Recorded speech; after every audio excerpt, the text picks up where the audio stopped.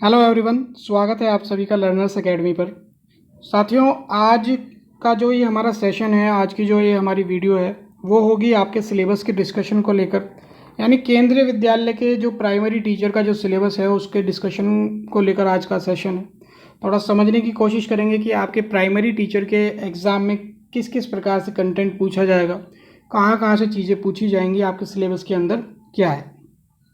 अब देखिए साथियों, केवीएस एक ऐसी संस्था है जो आपके सिलेबस के अंदर वो चीज़ें देगा। यानी वो जो चीज़ें आपको बता रहा है सिलेबस के अंदर, वो वहीं से पूछेगा। उससे बाहर वो कोई चीज़ नहीं पूछने वाला है, ये पहली चीज़। ठीक है। दूसरी चीज़ ये देखें साथियों, एग्ज़ाम जो आने वाला है ना केवीएस का, वो बहुत ही अच्छा एग्ज़ाम आने वाला है। तो आपको अभी से ही तैयारी में लगना होगा, क्योंकि आप अभी थोड़ी थोड़ी तैयारी करते हुए आगे बढ़ेंगे, तभी आप जब वैकेंसी निकलेंगी ही उसके बाद आपको बहुत बेनिफिट उसका होने वाला है। क्योंकि केंद्रीय विद्यालय सर देखिए ऐसा है, मान लीजिए उन्होंने आज की डेट में वैकेंसी निकाल दी, तो वो उसके 2-3 महीने के अंदर ही आपका एग्ज़ाम ले लेगी।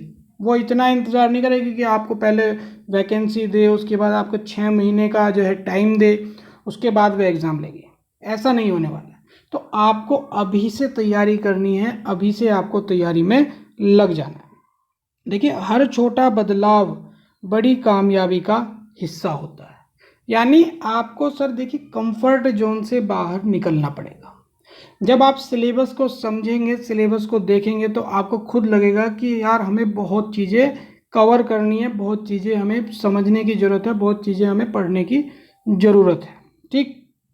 और इस सिलेबस के बाद ही हम अपनी तैयारी भी शुरू करने वाले हैं, जल्दी से जल्दी। ठीक है। तो आज की जो ये वीडियो है वो है आपके प्राइमरी टीचर के लिए, यानी पीआरटी टीचर के सिलेबस का डिस्कशन करेंगे। ठीक है। और साथियों, आपको ये भी पता है जैसा आजकल का जो सिचुएशन चल रही है, हर चीज़ें पीछे हटती जा रही हैं। आपका सीटेट भी पोस्टपोन हो गया है, वो जो है फिर से दोबारा से कोई डेट आएगी, उस पर एग्ज़ाम होगा। ठीक है। तो चीज़ें पीछे ही हट रही हैं। तो अभी नवंबर दिसंबर तक तो आपका केंद्रीय विद्यालय का कोई एग्ज़ाम होने की उम्मीद ही नहीं है। ठीक। तो आपके पास अभी बहुत समय है अपनी तैयारी को बहुत अच्छा करने के। ठीक। दूसरा साथियों, आप ये ना देखें कि आपकी वैकेंसी कितनी आने वाली है, कि आपकी 2000 वैकेंसी आए, 3000 वैकेंसी आए या 4000 वैकेंसी आए। आप ये ना देखें कि कितनी वैकेंसी वो हमें देंगे, कितनी सीट्स वो हमें देंगे। देखिए, आपको केवल एक सीट लेनी है, और वो सीट मिलेगी आपको तभी जब आप अपनी प्रिपरेशन को बहुत बेहतर तरीके से करेंगे।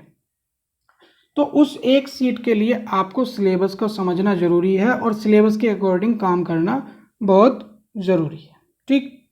और अपने कंफर्ट जोन से बाहर निकलें, और ज़्यादा से ज़्यादा अपना समय अपनी प्रिपरेशन में लगाएं। ये ना सोचें कि कब आएगी वैकेंसी, जब वैकेंसी आएगी तभी हम तैयारी करेंगे।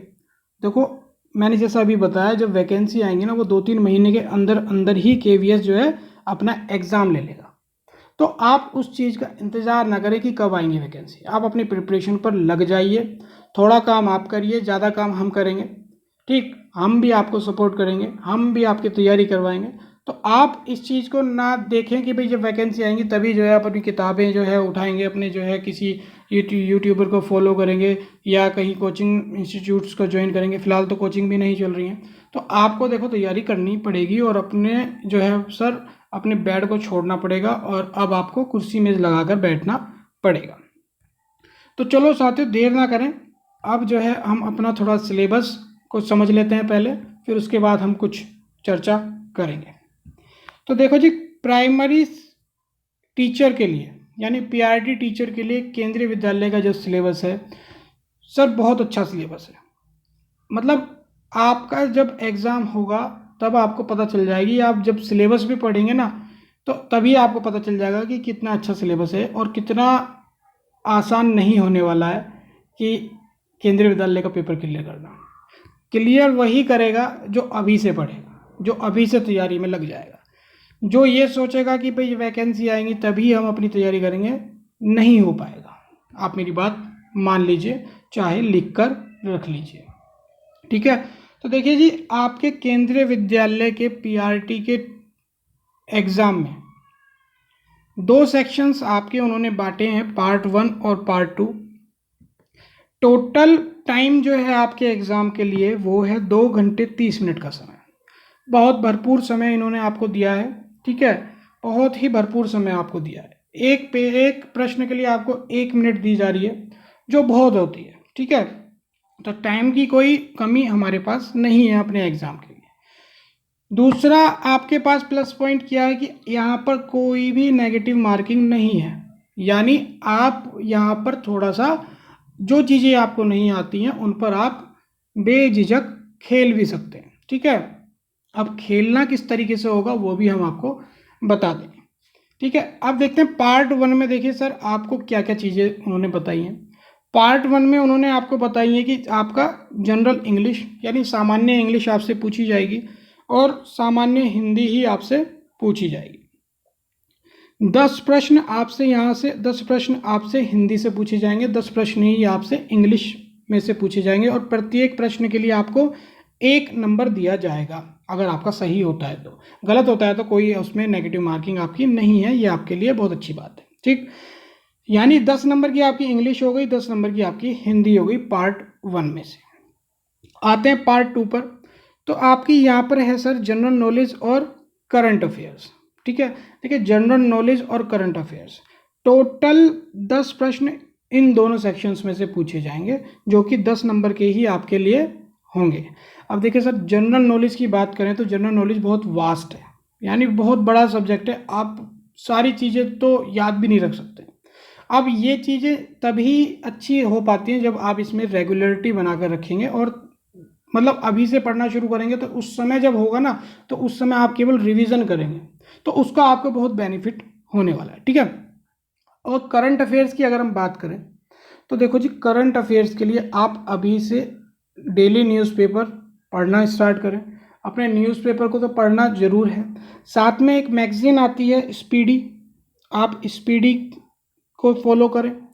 मंथली मैगजीन के लिए आप न्यूज़ एंड इवेंट्स को फॉलो कर सकते हैं। न्यूज़ एंड इवेंट्स बहुत अच्छी मैगजीन है।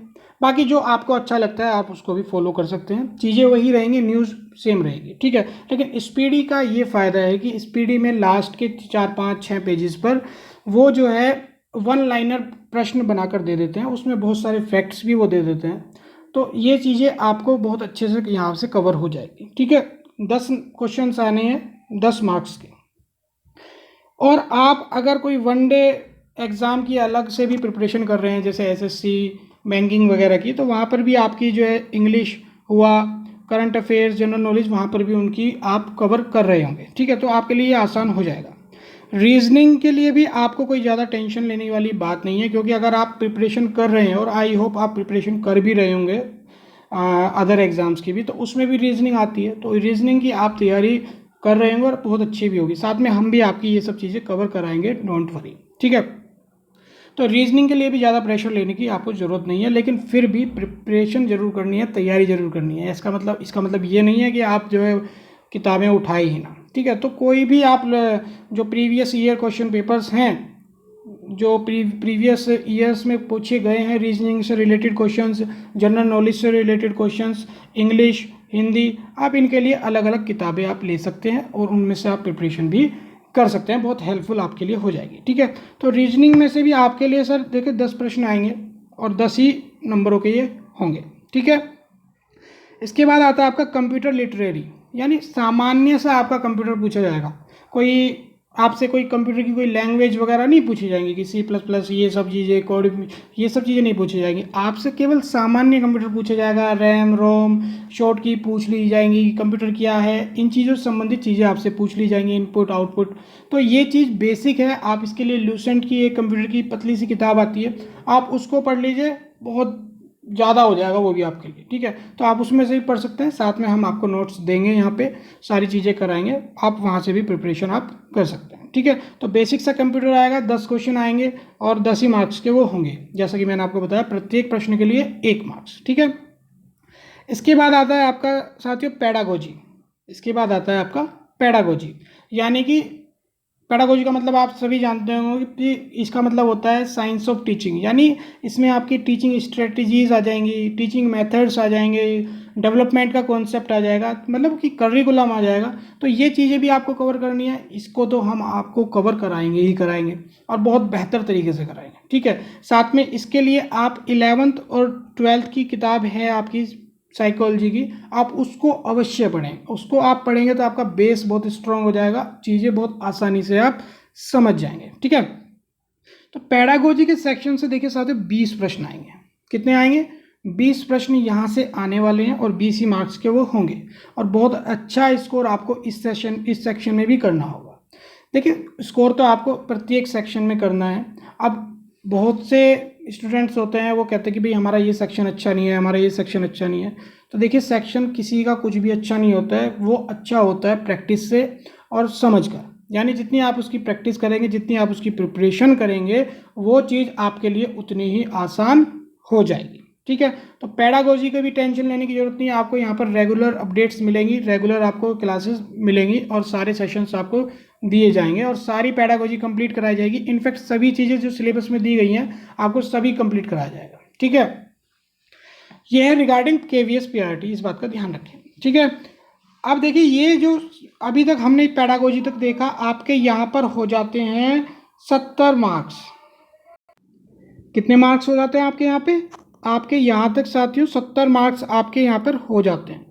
यानी यहाँ से लेकर यहाँ तक आपके टोटल 70 मार्क्स, यानी 70 क्वेश्चंस आपकी हमने डिस्कस कर लिए।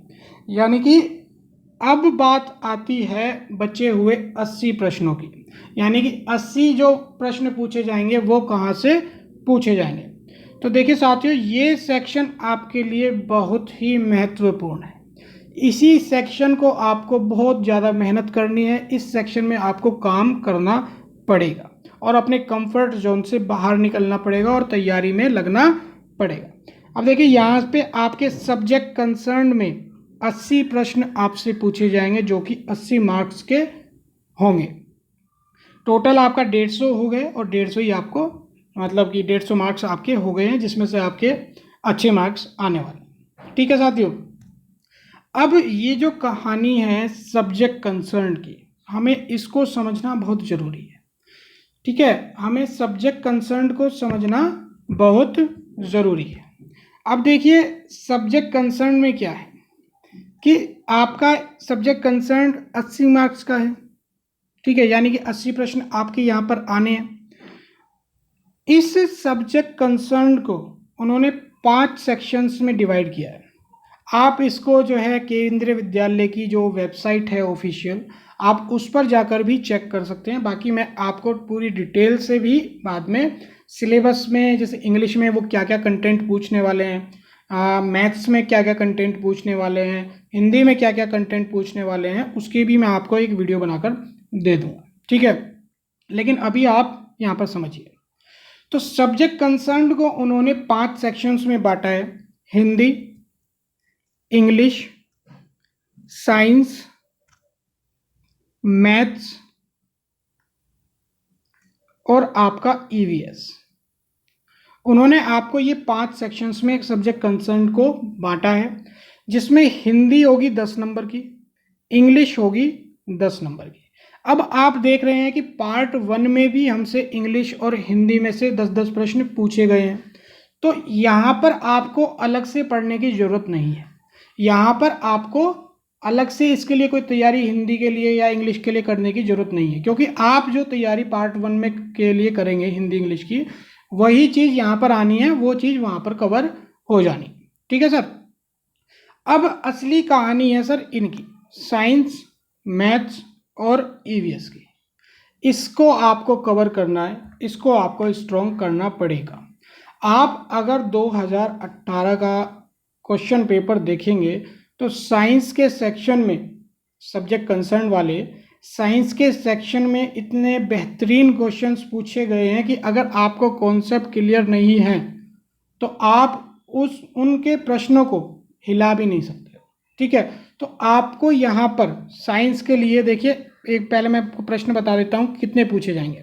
तो यहाँ पर आपको 20-20 प्रश्न पूछे जाएंगे मैथ, साइंस और ईवीएस में से, ठीक है, 20-20 प्रश्न पूछे जाने हैं। अब देखिए साइंस के लिए आपको भी थोड़ा सा काम अपने आप से करना पड़ेगा। हम तो आपको करवाएंगे ही, लेकिन आपको अपनी तरफ से भी थोड़ा सा सिंसियर बनना पड़ेगा, अपनी तरफ से भी थोड़ा काम करना पड़ेगा।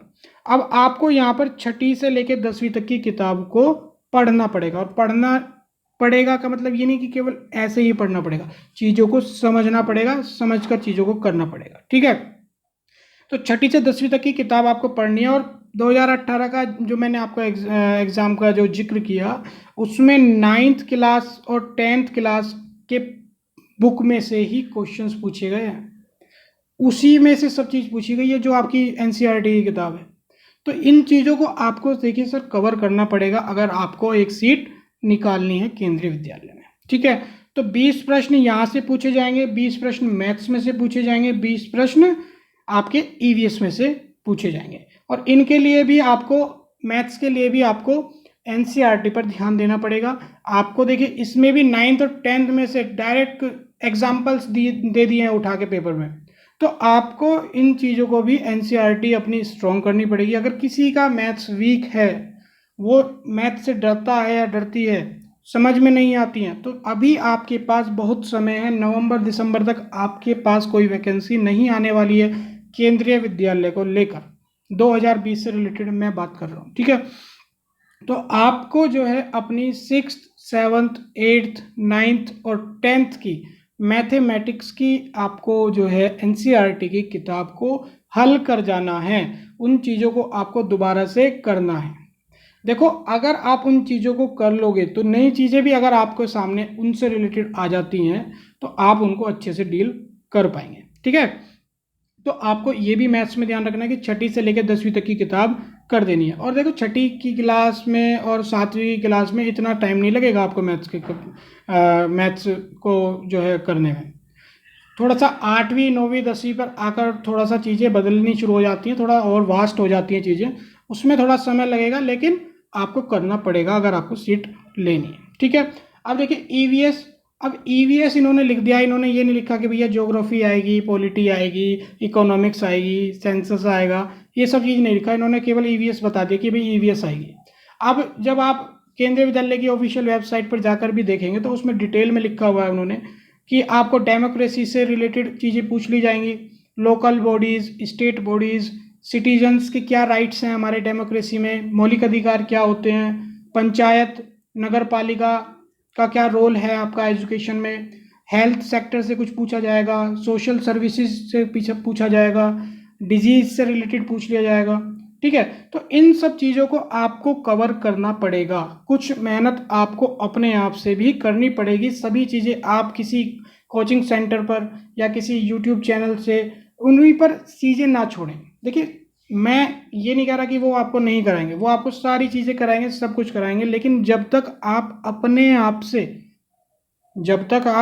आप से कुछ एफर्ट नहीं लगाएंगे, अपनी चीज़ों के लिए खुद से कोशिश नहीं करेंगे, तब तक चीज़ें बहुत ये मतलब उनको डील करने में काफ़ी कठिनाइयों का सामना आपको करना पड़ सकता है। तो इन चीज़ों को आपको ध्यान रखना है कि किस प्रकार से हमें अपने सिलेबस को कवर करना है। ठीक है, और भैया अपने कंफर्ट जोन से आपको बाहर निकलना पड़ेगा, अपने इस कंफर्ट जोन से आपको मतलब कि बेड को त्यागना पड़ेगा, कुर्सी मेज लगाकर बैठना पड़ेगा। ठीक है, अभी तो देखिए आपके लिए कोई कोचिंग इंस्टीट्यूट्स भी नहीं खुले हुए हैं कि अगर आप वहाँ पर जाकर ही प्रिपरेशन करना चाहें तो आपके पास बहुत समय है, अभी आपके पास लगभग 8 से 10 महीने आपके पास हैं। तो अपने आप को अभी से लगा दीजिए ताकि जब आपके पास वैकेंसी आए, मान लीजिए जनवरी फरवरी में आपके पास वैकेंसी आती हैं, तो वो अगर जनवरी में आपके पास वैकेंसी आती है मान लीजिए, तो अप्रैल तक वो आपका एग्ज़ाम ले लेंगे, वो अप्रैल तक आपका एग्ज़ाम ले लेंगे। वो ज़्यादा समय नहीं लगाएंगे कि आपका जो है मतलब कि हम पहले वैकेंसी देंगे उसके बाद आपको 6 महीने का समय देंगे, नहीं।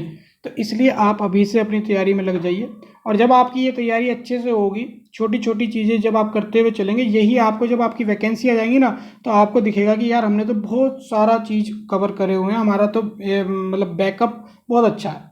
तो आप केवल रिवीजन करेंगे, केवल आप रिवीजन पे लग जाएंगे और चीज़ें आपके लिए ही आसान हो जाएंगी।